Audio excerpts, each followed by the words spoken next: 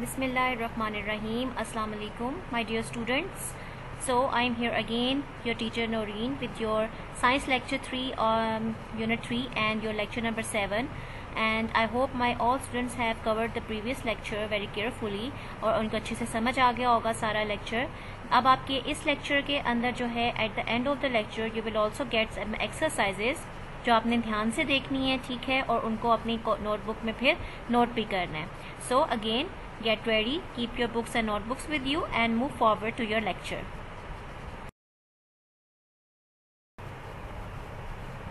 Now your unit number 3 is living on earth, and in your previous lecture you have studied about the characteristics of living things and habitat के बारे में आपने पढ़ा था, देखा था, ठीक है. और लेकिन इस यूनिट में अब यहाँ पे जो अब आपके इस पार्ट ऑफ लेक्चर है इसमें आप पढ़ेंगे about the ecosystem, endangered and extinct animals, and you will see हमें एनवायरनमेंट को प्रोटेक्ट करना चाहिए, ठीक है. And at the end of the lecture you will also get some exercises, ठीक है. So be ready and move forward to your lecture.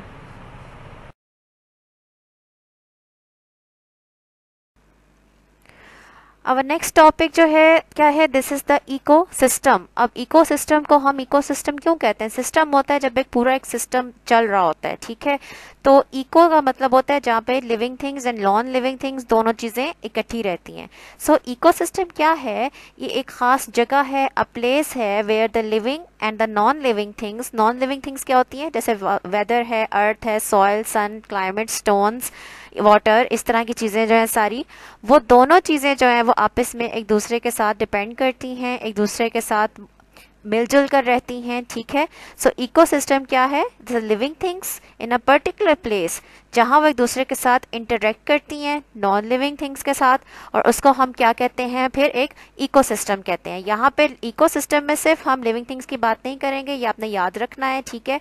Ecosystem में living things and non living things दोनों आपस में एक दूसरे के साथ क्या करती हैं? इंटरेक्ट करती हैं, डिपेंड करती हैं. फिर क्या होता है? एक अच्छा इकोसिस्टम जो है वो क्या होता है?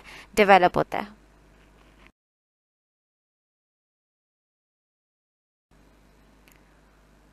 Now we will see in our next topic, that is the extinct animals. Now what are extinct animals? extinct का क्या मतलब है? Some animals are extinct, हम उन्हें कहते हैं कि वो extinct हो गए हैं when they are no longer exist anywhere on the earth, ठीक है. या तो वो कोई ह्यूमन एक्टिविटीज़ की वजह से, कि जैसे if human cut the trees और कट द फॉरेस्ट, उनका हैबिटेट ख़राब कर दें जिसकी वजह से उनकी डेथ हो जाए, या उनको हंट कर लें, उनका शिकार कर लें, इतना कर लें कि वो उनकी एक सिंगल एनिमल्स जो है वो भी ना ज़मीन के ऊपर कहीं पे भी हो, तो हम क्या कहते हैं? वो क्या हो गए हैं? एक्सटिंक्ट हो गए हैं. Here you can see example of two extinct animals. One is the dodo, ठीक है, and the other one is the dinosaur. Human activities के अलावा नेचुरल डिजास्टर्स भी होते हैं जिसकी वजह से क्या हो सकता है कि उनका हैबिटेट ख़त्म हो जाए, ख़राब हो जाए, और क्या हो जाए? सारे एनिमल्स की डेथ हो जाए, जिसके बाद हम कहते हैं कि वो क्या हो गए? एक्सटिंक्ट हो गए हैं.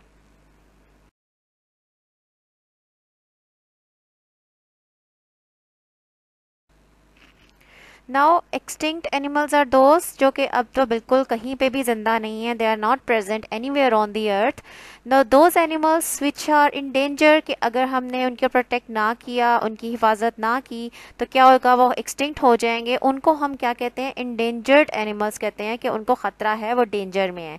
Pakistan have also endangered animals. Here you can see for examples. One is the mountain sheep, mountain weasel, Asian black bear and forest dormouse. These are some of the animals जो क्या हैं पाकिस्तान में endangered हैं, and we should protect them. अगर हमने उनको protect नहीं किया तो क्या होगा? वो भी एक्सटिंक्ट हो जाएंगे, ख़त्म हो जाएंगे.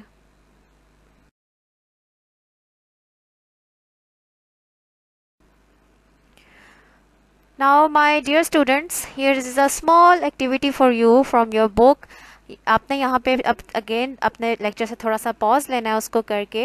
Here you can C in your book the picture of living and non living things. और उसमें क्या है? हमारे पास पिक्चर्स बनी हुई हैं और बॉक्सेस आपको नज़र आ रहे हैं. अब आपको पता चल गया है कि कौन सी चीज़ें लिविंग होती हैं और कौन सी नॉन लिविंग होती हैं, जो ज़िंदा नहीं होती हैं. आपने इन बॉक्सेस में क्या करना है? Take your pencil in your hand and you will write living and non living. जो लिविंग थिंग्स हैं उनके नीचे लिविंग लिखें, और जो नॉन लिविंग थिंग्स हैं उनके नीचे आपने नॉन लिविंग थिंग्स लिखना है, ठीक है.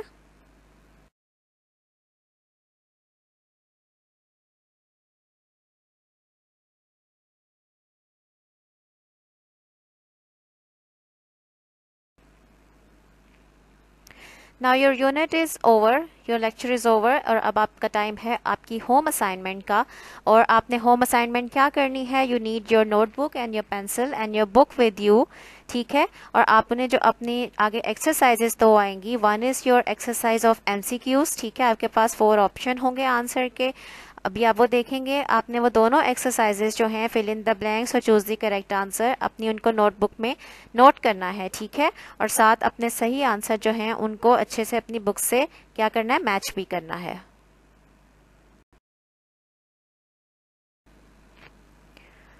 These are your exercises, choose the correct answer. आपके पास 4 आंसर्स दिए हुए हैं, ठीक है, और आपकी एक आंसर इसमें ठीक है। You will circle the right answer और आपने इस एक्सरसाइज को अपनी कॉपी में, नोटबुक में नोट करना है।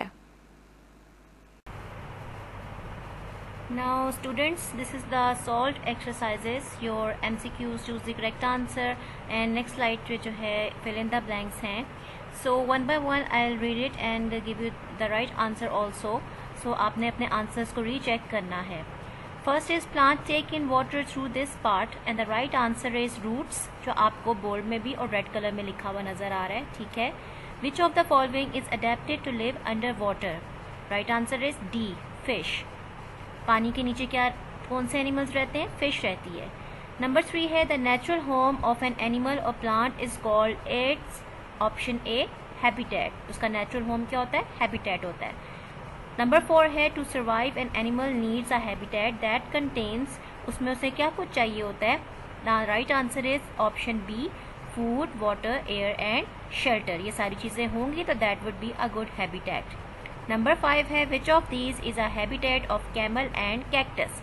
नाउ कैमल एंड कैक्टस वो एनिमल्स हैं जो कहाँ रहते हैं, गर्म जगह पे. So right answer will be A is desert, ठीक है. Recheck your answers and then move forward to the next slide.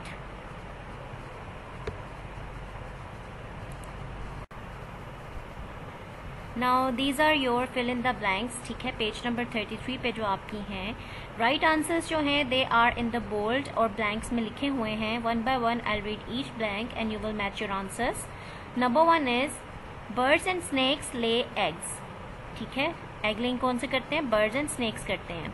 Number 2 में है a cat gives birth to kittens, cat किसको बर्थ देती है, किटन्स को. नंबर 3 है plants take in air through tiny holes in their leaves, वो एयर कहाँ से अंदर जाती है उनके अंदर, it goes through the leaves. Number 4 है plants do not have sense organs, plants के पास सेंस ऑर्गन्स नहीं होते. सेंस ऑर्गन्स क्या होते हैं, eyes, nose, ear, hand, skin. Remember ये सेंस ऑर्गन्स जो होते हैं जो ह्यूमन बींग्स में और एनिमल्स में होते हैं but they are not in the plants. And number 5 is babies grow into adults, babies जब बड़े होते हैं वो क्या बन जाते हैं, एडल्ट बन जाते हैं, ठीक है. Now students, your question answers of this unit are here. The first 4 questions you can see on this slide. I am reading them one by one and they are in different colors so that you can see them easily और आप उसको understand कर सको. Your first question जो है मैं read कर रही हूँ in red, that is what do animals use their sense organs for? Animal sense organs किस लिए यूज करते हैं, the answer is animal use their sense organs to search food and to sense danger, खाने के लिए और किसी खतरे से बचने के लिए, ठीक है. क्वेश्चन नंबर 2 है द ब्लू, इन ब्लू में जो लिखा हुआ है what will happen to an animal if it does not eat और ड्रिंक, क्या होगा अगर एनिमल्स ईट और ड्रिंक नहीं करेंगे तो. Without food and water animals would die, obviously जब वो खाना नहीं खाएंगे, पानी नहीं पिएंगे तो क्या होगा, they will die. The number 3 question which is in green, which organs help a fish to breathe? Fish breathe कैसे करती है, कौन से organ से? And the answer is fish breathe through their gills. Fish किससे breathe करती है, अपने gills से breathe करती है, ठीक है. Question 4 है which is in maroon, which flowers show us that plants move? How do they move? जैसे मैंने पहले भी बताया था plants की movement होती है लेकिन इतनी clear नहीं होती, तो क्या example आपने देखी थी वहाँ, the sunflower and the morning glory shows us that plant moves their leaves and flowers display this movement. कि मॉर्निंग ग्लोरी और सनफ्लावर मूवमेंट शो करते हैं, उनके लीव्स और फ्लावर जो होते हैं वो ये मूवमेंट को शो करते हैं, ठीक है. Now you understand all the question answers, you will write them in your notebook and on the next slides you have the next 2 questions. See them all carefully. Now here you can see the two questions. What is an ecosystem? This is the interaction of living things with each other and with their non-living environment, such as weather, earth, sun, soil, climate and atmosphere. This is called an ecosystem, जिसमें living और non-living things आपस में मिलकर रहती हैं और interact करती हैं, उसको हम ecosystem कहते हैं. Now next question is what happened to the dinosaurs and the dodo? Now the dinosaurs got extinct due to some natural disasters and the dodo extinct due to actions of humans. They were hunted until no more remained. तो dinosaurs इतने बड़े animals थे, उस पर कोई natural disasters हुए होंगे जिसकी वजह से वो क्या हो गए, बिल्कुल ख़त्म हो गए. और जो डोडो है, इट इज़ बर्ड जो कि ह्यूमन एक्टिविटीज़ की वजह से कहा जाता है कि वो क्या हो गया, वो भी एक्सटिंक्ट हो गया. Now these two question answers you will learn, और ये आपने अपनी नोटबुक पर भी नोट करने हैं.